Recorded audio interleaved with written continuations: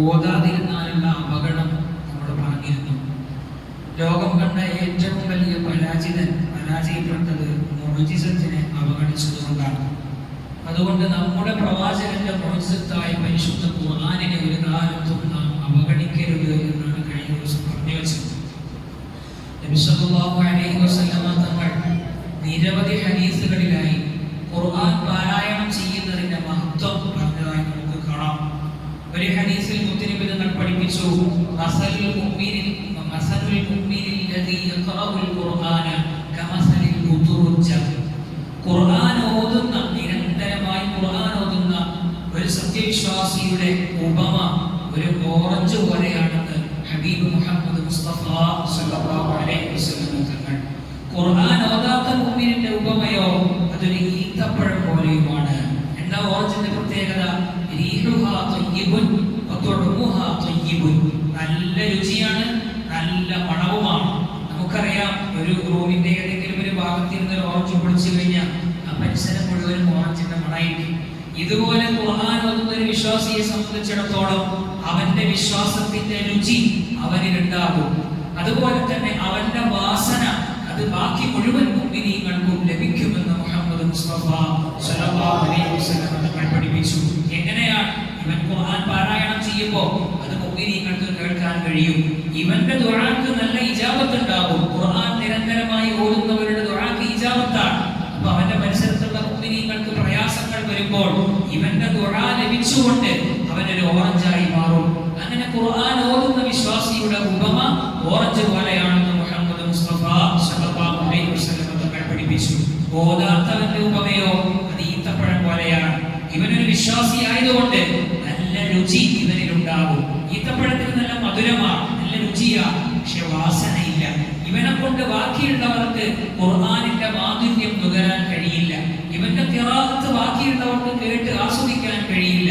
ഇവനെ കൊണ്ട് ബാക്കിയുള്ളവർക്ക് ഒരുപക്ഷെ ഉപകാരം ഉണ്ടാകാൻ സാധ്യതയില്ലെന്ന് നിബിധങ്ങൾ പഠിപ്പിക്കുകയാണ്. ആ ഓറഞ്ചിന്റെ വിഭാഗത്തിൽ നാം ഉൾപ്പെടുന്നവരാകണം. അല്ലാഹു തൗഫീഖ് നൽകുമാറാകട്ടെ. പിന്നെയും ഒരുപാട് ഗുണങ്ങൾ നിബിധങ്ങൾ പറയുകയാണ്. പരിശുദ്ധമായ മസ്ജിദിൽ ഒരുമിച്ച് കൂടിയിരുന്ന് ഖുർആൻ പാരായണം ചെയ്യുന്നവർ, ഖുർആൻ പഠിപ്പിക്കുന്നവർ, ഖുർആൻ പഠിക്കുന്നവർ, ഇവരുടെയൊക്കെ ഗുണമെന്താ? നിബിധങ്ങൾ പറഞ്ഞു, നസലത്ത് അലൈഹിമുസ് സകീന. അവരുടെ മേൽ അല്ലാഹു സമാധാനത്തിന്റെ മലക്കുകളെ ഇറക്കി കൊടുക്കും. അവർക്ക് വലിയ സമാധാനം ഉണ്ടാകും. ഇന്നെവിടെയും കിട്ടാത്തൊരു സംഗതിയാണ് സമാധാനം. സമാധാനമില്ലാത്ത ജീവിതമാണ് ഇന്ന് സർവ്വ ആളുകളും വഹിച്ചുകൊണ്ടിരിക്കുന്നത്. സമാധാനമില്ലാത്തതിന്റെ അസ്വസ്ഥതകളാണ് ശരീരത്തിലും നമ്മുടെ മുഴുവൻ സ്വഭാവങ്ങളിലും കാണുന്നത്. സമാധാനമില്ലാതെ മനസ്സിന്റെ താളം തെറ്റിയിട്ടാണ് ഇന്ന് പല യുവാക്കളും, ഇന്ന് പല ചെറുപ്പക്കാരും, ഇന്ന് പല കാരണവന്മാരും ചിന്തിക്കാൻ കഴിയാത്ത പ്രവർത്തനങ്ങൾ കാഴ്ചവെച്ചുകൊണ്ടിരിക്കുന്നത്. സമാധാനത്തിന്റെ കുറവ് കൊണ്ടാണ്. ആ സമാധാനം ലഭിക്കണമെങ്കിൽ, മനസ്സിനെ കൃത്യമായി നിയന്ത്രിക്കാൻ കഴിയണമെങ്കിൽ, സ്വന്തം മനസ്സിനെയും സ്വന്തം ശരീരത്തെയും നിയന്ത്രിക്കാൻ മനസ്സമാധാനമുള്ള, മനസ്സിനെ കൺട്രോൾ ചെയ്യാൻ കഴിയുന്നവരെ സാധിക്കുകയുള്ളൂ. അത് നേടിയെടുക്കാൻ ഏറ്റവും നല്ല മാർഗമാണ് അല്ലാഹുവിന്റെ കലാമായി പരിശുദ്ധമായ ഖുർആൻ. അത് നിരന്തരം ഓതുക, അത് നിരന്തരം പഠിക്കുക, അത് നിരന്തരം പഠിപ്പിക്കുക എന്നുള്ളത് അല്ലാഹു ആ വിഭാഗത്തിൽ നമ്മെ ഉൾപ്പെടുത്തുമാറാകട്ടെ. നിങ്ങൾ പിന്നെ തുടരുകയാണ്. അവരെ അല്ലാഹു കാരുണ്യം കൊണ്ട് പൊതിയും. അവരുടെ സർവ്വ മേഖലകളിലും റബ്ബിന്റെ കാരുണ്യമാണ്. അവർ ദുആ ചെയ്താൽ അല്ലാഹു ഇജാബത്ത് കൊടുക്കും. അവർ ഏർപ്പെടുന്ന മുഴുവൻ കാര്യങ്ങളിലും അല്ലാഹു വലിയ സമാധാനവും വിജയവും ശാന്തിയും കൊടുക്കുമെന്ന് നിബിധങ്ങൾ പഠിപ്പിച്ചു. മാത്രമല്ല, ഖുർആനുമായി ബന്ധപ്പെടുന്നവരെ മലക്കുകൾ പൊതിയും. അവർക്ക് വലിയ ബറക്കത്തുകൾ ഉണ്ടാകും. മാത്രമല്ല, അവന്റെ ദർബാറിൽ വെച്ചുകൊണ്ട് ഖുർആൻ ഓതുന്ന വിശ്വാസികളെ സംബന്ധിച്ച് അവന്റെ അടുത്തുള്ള മലായിക്കത്തിനോട് അല്ലാഹു തആല സംസാരിക്കും. റബ്ബിന്റെ ദർബാറിൽ ഖുർആൻ ഓതുന്നവരെ പറ്റി പറയപ്പെടും, സ്മരിക്കപ്പെടുമെന്ന് മുഹമ്മദ് മുസ്തഫ സല്ലല്ലാഹു അലൈഹി വസല്ലം തങ്ങൾ പഠിപ്പിച്ചു. നമ്മുടെ നാട്ടിലെ പ്രധാനപ്പെട്ട ഒരു വ്യക്തി നമ്മളെ പറ്റി പറഞ്ഞു എന്നറിഞ്ഞാൽ വലിയ സന്തോഷമാണ്. രാജ്യത്തിന്റെ പ്രധാനമന്ത്രി നമ്മളെ പറ്റി വർത്താനം പറഞ്ഞു എന്ന് അറിഞ്ഞാൽ, നമ്മുടെ പേരെടുത്തുകൊണ്ട് വല്ല സംസാരിച്ചു എന്ന് അറിഞ്ഞാൽ നമുക്ക് വലിയ സന്തോഷമാണ്. നമ്മുടെ നാട്ടിലെ ഉസ്താദ് എന്നെ പറ്റി നല്ലത് പറഞ്ഞു എന്ന് പറഞ്ഞാൽ വലിയ സന്തോഷമാണ്. എന്നാൽ ഇവരെയൊക്കെയും പടച്ച, ലോകം മുഴുവനും സൃഷ്ടിച്ച റബ്ബിന്റെ ദർബാറിൽ അവന്റെ അടിമയെ പറ്റി സ്മരിക്കണമെങ്കിൽ അവൻ ഖുർആനിന്റെ വാഹകനാകണമെന്ന് മുഹമ്മദ് മുസ്തഫ സല്ലല്ലാഹു അലൈഹി വസല്ലം തങ്ങൾ പഠിപ്പിച്ചു. അതുകൊണ്ട് നമ്മുടെ ജീവിതത്തിലെ ഒരു ദിവസം ഖുർആനിന്റെ വരികളിലൂടെ കടന്നു പോകാത്തൊരു ദിവസവും ഉണ്ടാകാൻ പാടില്ല. മരണം വരെ ഖുർആൻ നിരന്തരമായി ഓതാൻ നമുക്ക് കഴിയണം. അല്ലാഹു ഭാഗ്യം തരുമാറാകട്ടെ. ഖുർആൻ ഓതുമ്പോൾ നന്നായി ഓതാൻ കഴിവുള്ളവരുണ്ടാകും, ഒരുപക്ഷെ ഖുർആൻ ഓതാൻ കൃത്യമായി അറിയാത്തവരും ഉണ്ടാകും. അവരെ പറ്റി നബിതങ്ങൾ പഠിപ്പിച്ചിട്ടുണ്ട്. നബിതങ്ങൾ പറഞ്ഞു, അൽ മാഹിറു ബിൽ ഖുർആനി മഅസ്സഫറത്തിൽ കിറാമിൽ ബറാ. ഖുർആൻ നന്നായി ഓതാൻ അറിയുന്ന ആളുകൾ, അവർക്ക് ദിവസങ്ങൾ കൊണ്ട് ഖത്മ് തീർക്കാൻ കഴിയും. നല്ല തജ്വീദ് അനുസരിച്ചുകൊണ്ട് അക്ഷരസ്ഫുടതയോടെ നല്ല ഈണത്തിലും താളത്തിലും പരിശുദ്ധമായ ഖുർആൻ നന്നായി ഓതാൻ അറിയുന്ന ആളുകളുണ്ട്. അവർ ഉന്നതരായ മലായികത്തിന്റെ കൂടെയാണ്.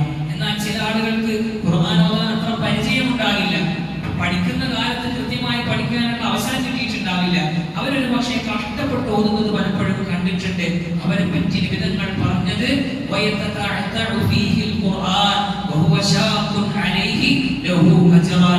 ചില ആളുകൾക്ക് ഖുർആൻ ഓതാൻ അത്ര പരിചയമില്ല, അവരിങ്ങനെ തപ്പി തടഞ്ഞുകൊണ്ട് ഓതും.